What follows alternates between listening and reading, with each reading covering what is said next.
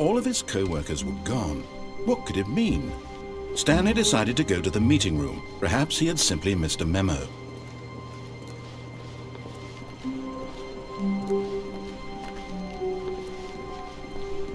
When Stanley came to a set of 2 open doors, he entered the door on his left. This was not the correct way to the meeting room, and Stanley knew it perfectly well. Perhaps he wanted to stop by the employee lounge first, just to admire it. Ah, yes, truly a room worth admiring. It had really been worth the detour after all, just to spend a few moments here in this immaculate, but eager to get back to business. Stanley took the first open door on his left.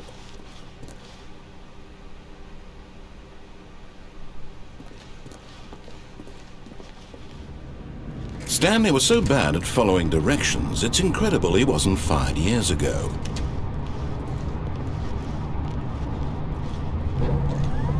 Look, Stanley, I think perhaps we've gotten off on the wrong foot here.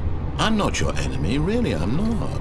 I realize that investing your trust in someone else can be difficult, but the fact is that the story has been about nothing but you all this time.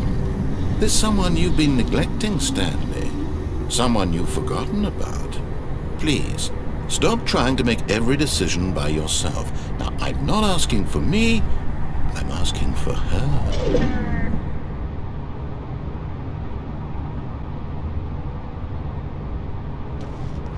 This is it, Stanley.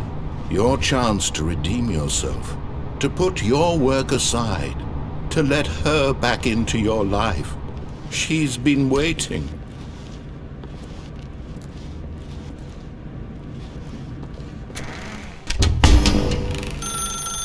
That's her, Stanley. You need to be the one to do this, to reach out to her. If you can truly place your faith in another, then pick up the phone.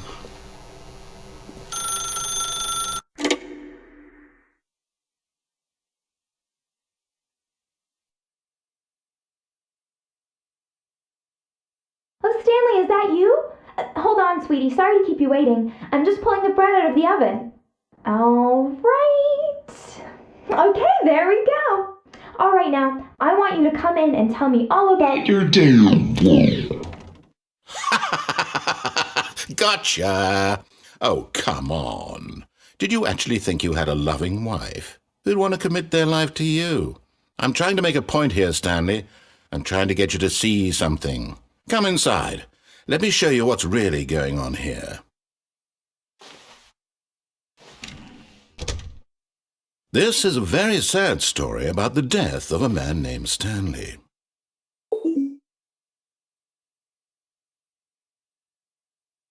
Stanley is quite a boring fellow. He has a job that demands nothing of him, and every button that he pushes is a reminder of the inconsequential nature of his existence. Look at him there, pushing buttons, doing exactly what he's told to do. Now he's pushing a button. Now he's eating lunch. Now he's going home. Now he's coming back to work. One might even feel sorry for him, except that he's chosen this life. But in his mind, he can go on fantastic adventures. From behind his desk, Stanley dreamed of wild expeditions into the unknown, fantastic discoveries of new lands. It was wonderful, and each day that he returned to work was a reminder that none of it would ever happen to him. And so he began to fantasize about his own job. First, he imagined that one day while at work, he stepped up from his desk to realize that all of his co-workers, his boss, everyone in the building had suddenly vanished off the face of the earth. The thought excited him terribly. So he went further. He imagined that he came to 2 open doors and that he could go through either. At last, choice. It barely even mattered what lay behind each door.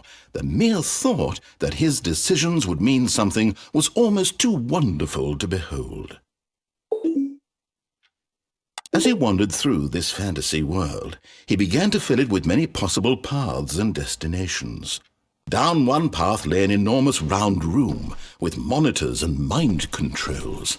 And down another was a yellow line that weaved in many directions. And down another was a game with a baby. And he called it the Stanley Parable. It was such a wonderful fantasy, and so in his head he relived it again, and then again, and again, over and over, wishing beyond hope that it would never end, that he might always feel this free. Surely there's an answer down some new path, mustn't there be? Perhaps if he played just one more time. But there is no answer. How could there possibly be? In reality, all he's doing is pushing the same buttons he always has. Nothing has changed. The longer he spends here, the more invested he gets, the more he forgets which life is the real one. And I'm trying to tell him this, that in this world he can never be anything but an observer, that as long as he remains here, he's slowly killing himself. But he won't listen to me. He won't stop. Here, watch this.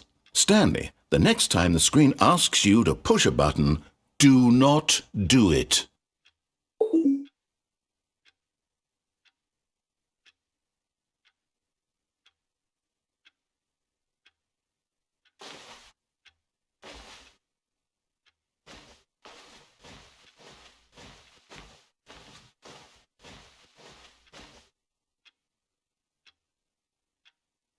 You see? Can he just not hear me? How can I tell him in a way that he'll understand that every second he remains here, he's electing to kill himself? How can I get him to see what I see? How can I make him look at himself? I suppose I can't, not in the way I want him to. But I don't make the rules. I simply play to my intended purpose, the same as Stanley. We're not so different, I suppose. I'll try once more to convey all this to him. I'm compelled to. I must. Perhaps, well, maybe this time he'll see. Maybe this time. And I tried again, and Stanley pushed a button. And I tried again, and Stanley pushed a button. And I tried.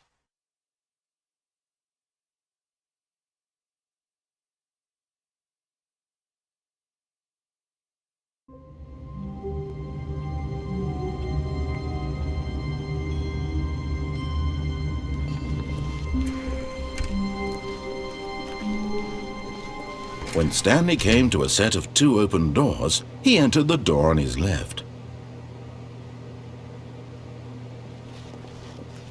This was not the correct way to the meeting room, and Stanley knew it perfectly well. Perhaps he wanted to stop by the employee lounge first, just to admire it. Wow, yes, this room. But eager to get back to business, Stanley took the first open door on his left. And so he detoured through the maintenance section, walked straight ahead to the opposite door, and got back on track.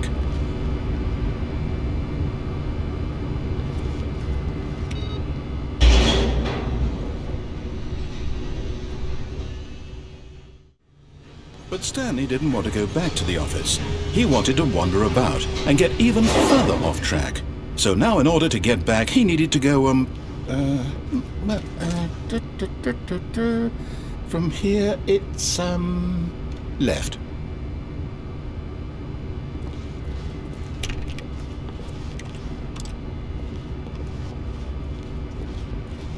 Oh, no, it's to the right, my mistake. No, not the right. Why would I have ever said it was to the right? What was I thinking? It's clearly... Oh dear, would you hold on for a minute, please? Now, let's see. We went down right, left, down, left, right. Yep, okay, yes. I've got it now. This story is absolutely, definitely this way.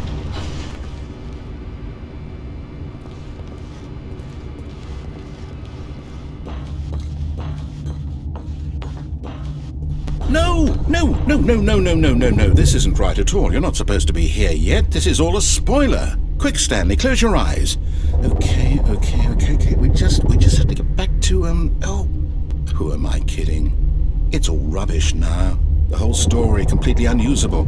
How about, rather than waste my time trying to salvage this nonsense, we'll just restart the game from the beginning. And this time, suppose we don't wander so far off track, Okay, from the top.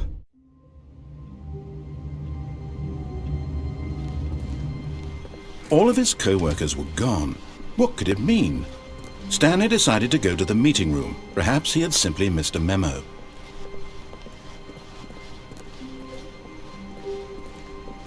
When Stanley... Wait, what? No, I restarted. I swear I definitely restarted the game over, completely fresh. Everything should be... Or did something change? Stanley, did you change anything when we were back in that room with all the monitors? Did you move the story somewhere or... Hold on. Why am I asking you? I'm the one who wrote the story. It was right here just a minute ago. I know for sure that it's here somewhere. Okay then. It's an adventure. Come, Stanley. Let's find the story.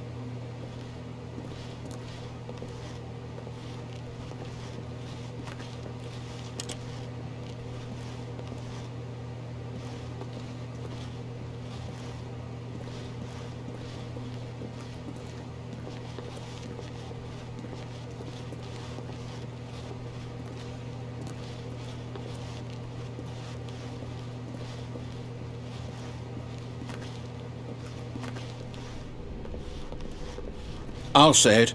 This is the worst adventure I've ever been on. I can promise you there definitely was a story here before. Do we need to restart the game again? Well, I find it unlikely that we'll ever progress by starting over and over again, but it's got to be better than this. Okay, let's give it a shot. Why not?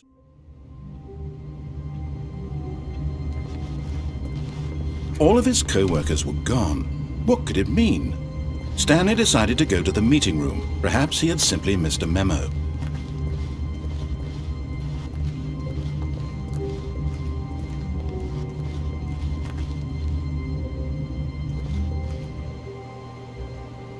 Okay, yep, it's worse. I might be remembering this wrong. It's possible the story is back where we just came from. Why don't we go back the other direction and see if we missed anything?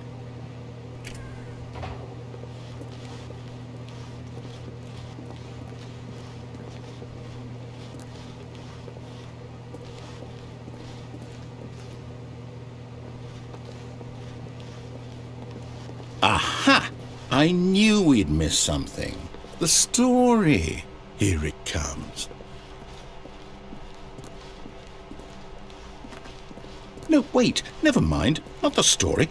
Okay, let's head back the other way and retrace our steps.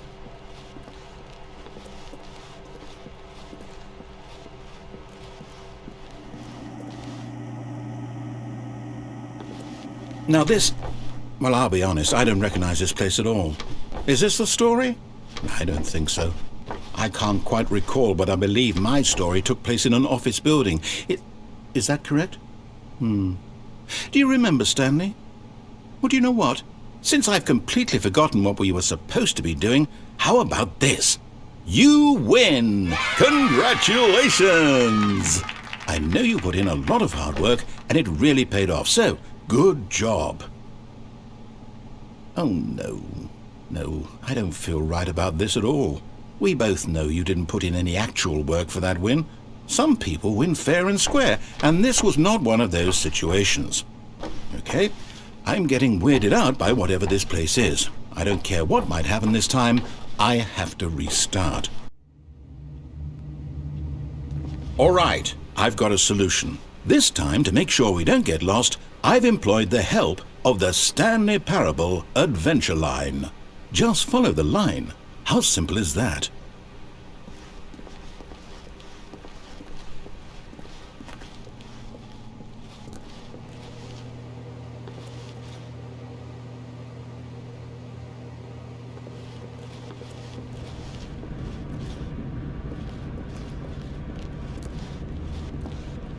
You see? The line knows where the story is. It's over in this direction. Onward, Stanley, to destiny. Though, here's a thought. Wouldn't wherever we end up be our destination, even if there's no story there? Or to put it another way, Is the story of no destination still a story? Simply by the act of moving forward, are we implying a journey such that a destination is inevitably conjured into being via the very manifestation of the nature of life itself? Whoa. Hang on.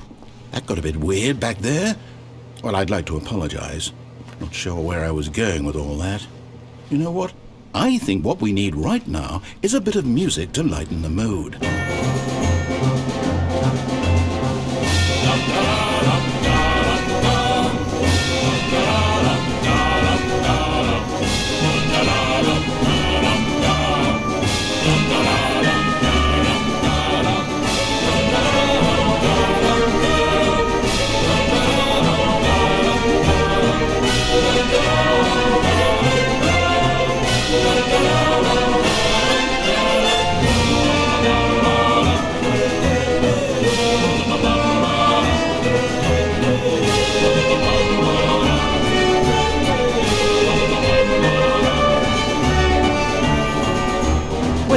Cut the music, go back and look at that fern.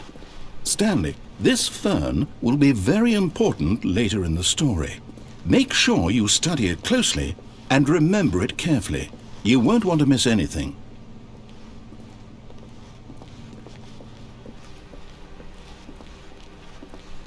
Wait, what? We're back at the office? No. Line, you do know we're looking for the Stanley Parable, right? The story? Is any of this ringing a bell? Oh, no, not again. Line, how could you have done this to us? And after we trusted you, after everything we've been through, you... Oh, I can't take this anymore. To hell with it. Restart.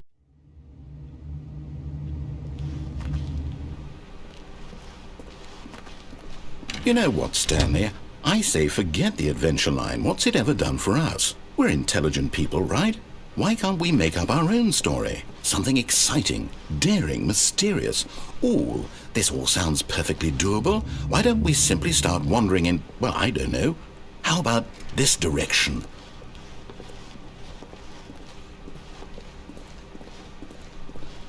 Now, yes, this is exciting. Just me and Stanley forging a new path, a new story. Well, it could be anything.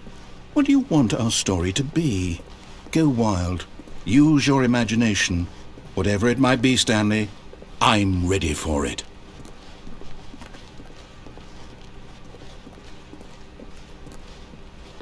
Oh, no, not you again. Stanley, I'd also like to veto the line from having any role in our awesome new story. No lines or monitor rooms. Just don't acknowledge it, and we should be fine.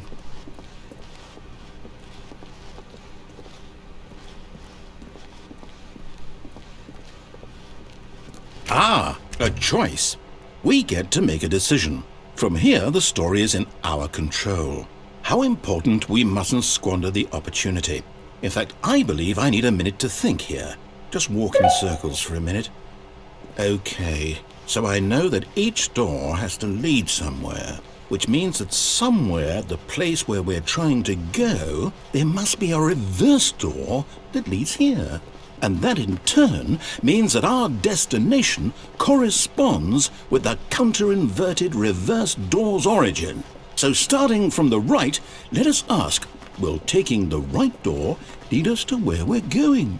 And since the answer is clearly yes, then by all accounts, the door on the right is the correct one.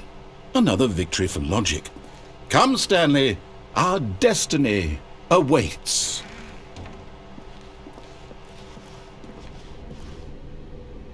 Oh, hold up, what's this? The confusion ending. You're telling me that's what this is? It's all one giant ending? And we're supposed to restart the game, what, eight times? That's really how all this goes? It's all determined? So now, according to the schedule, I restart again. Then what? Am I just supposed to forget?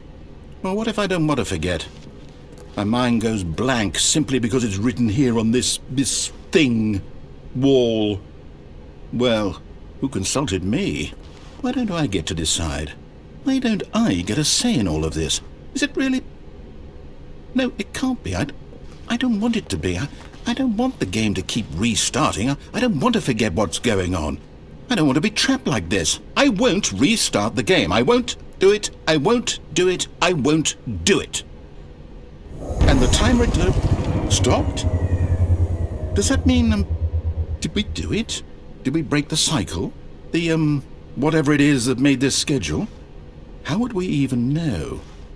Will someone come for us? Will something happen? So, okay. I guess now we just wait. You know, I suppose in some way that this is a kind of story, wouldn't you agree? I'm not quite sure if we're in the destination or the journey, though they're always saying that life is about the journey and not the destination, so I hope that's where we are right now. We'll find out, won't we? Eventually. Well, in the meantime, if you do happen to have a...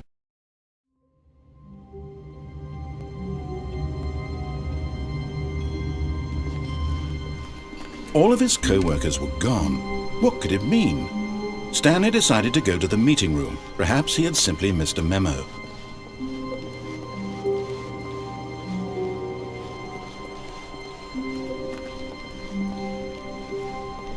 When Stanley came to a set of 2 open doors, he entered the door on his left.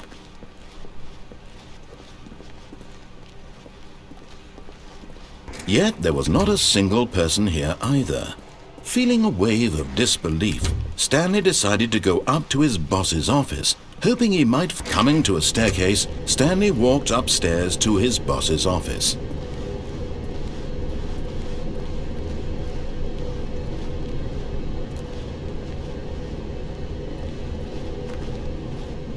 But Stanley just couldn't do it. He considered the possibility of facing his boss. Admitting he had left his post during work hours, he might be fired for that. And in such a competitive economy, why had he taken that risk? All because he believed everyone had vanished? His boss would think he was crazy. And then something occurred to Stanley. Maybe, he thought to himself, maybe I am crazy. All of my co-workers blinking mysteriously out of existence in a single moment for no reason at all? None of it made any logical sense. And as Stanley pondered this, he began to make other strange observations. For example, why couldn't he see his feet when he looked down? Why did doors close automatically behind him wherever he went? And for that matter, these rooms were starting to look pretty familiar. Were they simply repeating? No, Stanley said to himself, this is all too strange. This can't be real. And at last, he came to the conclusion that had been on the tip of his tongue. He just hadn't found the words for it. I'm dreaming, he yelled. This is all a dream. Oh, what a relief Stanley felt to have finally found an answer, an explanation. His co-workers weren't actually gone. He wasn't going to lose his job. He wasn't crazy after all. And he thought to himself, I suppose I'll wake up soon. I'll have to go back to my boring real-life job pushing buttons. I may as well enjoy this while I'm still lucid. So, he imagined himself flying and began to gently float above the ground. Then he imagined himself soaring through space on a magical starfield, and it too appeared. It was so much fun, and Stanley marveled that he had still not woken up. How was he remaining so lucid? And then perhaps the strangest question of them all entered Stanley's head. One he was amazed he hadn't asked himself sooner. Why is there a voice in my head dictating everything that I'm doing and thinking? Now the voice was describing itself being considered by Stanley, who found it particularly strange. I'm dreaming about a voice describing me, thinking about how it's describing my thoughts, he thought. And while he thought it all very odd and wondered if this voice spoke to all people in their dreams, the truth was that, of course, this was not a dream. How could it be? Was Stanley simply deceiving himself, believing that if he's asleep, he doesn't have to take responsibility for himself? Stanley is as awake right now as he's ever been in his life. Now, hearing the voice speak these words was quite a shock to Stanley. After all, he knew for certain, beyond a doubt, that this was in fact a dream. Did the voice not see him float and make the magical stars just a moment ago? How else would the voice explain all that? This voice was a part of himself too. Surely, if he could just... He would prove it. He would prove that he was in control, that this was a dream. So he closed his eyes gently, and he invited himself to wake up. He felt the cool weight of the blanket on his skin, the press of the mattress on his back, the fresh air of a world outside this one. Let me wake up, he thought to himself. I'm through with this dream. I wish it to be over. Let me go back to my job. Let me continue pushing the buttons. Please, it's all I want. I want my apartment, and my wife, and my job. All I want is my life exactly the way it's always been. My life is normal. I am normal. Everything will be fine. I am okay.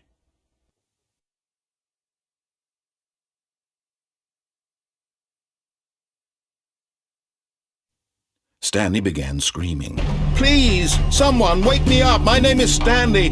I have a boss. I have an office. I am real. Please, just someone tell me I am real. I must be real. I must be. Can anyone hear my voice? Who am I? Who am I? And everything went black.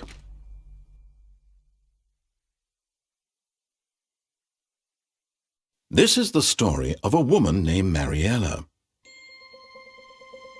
Mariella woke up on a day like any other. She arose, got dressed, gathered her belongings, and walked to her place of work. But on this particular day, her walk was interrupted by the body of a man who had stumbled through town talking and screaming to himself, and then collapsed dead on the sidewalk. And although she would soon turn to go call for an ambulance, for just a few brief moments she considered the strange man. He was obviously crazy. This much she knew. Everyone knows what crazy people look like. And in that moment, she thought to herself how lucky she was to be normal. I am sane. I am in control of my mind. I know what is real and what isn't. It was comforting to think this, and in a certain way, seeing this man made her feel better. But then she remembered the meeting she had scheduled for that day. The very important people whose impressions of her would affect her career, and by extension, the rest of her life. She had no time for this, so it was only a moment that she stood there, staring down at the body. And then she turned and ran.